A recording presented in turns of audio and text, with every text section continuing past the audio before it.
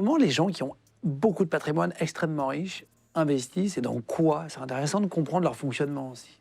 Tu vois, je pense qu'on a l'image des milliardaires qui vont aller acheter des immeubles dans Paris, qui vont acheter une tour à Manhattan et tout. Le Monopoly. Le Monopoly, exactement. Mais en fait, l'immobilier, c'est une toute petite partie. Mais c'est un peu vrai ou oui, Bien sûr que partie. c'est vrai, mais c'est quelques pourcents dans le patrimoine. Parce que la réalité, c'est que déjà, tu vas pas vivre dans 15 appartements en même temps. Tu vas vivre dans un appartement, tu as peut-être une maison de vacances, tu as peut-être un chalet à Verbier si ça t'amuse. Non, ou des locataires. Ou des locataires. Mais le problème, c'est que tu vas être très taxé, c'est très difficile à gérer et c'est très concentré. C'est-à-dire que c'est concentré sur une ville, un pays, une monnaie.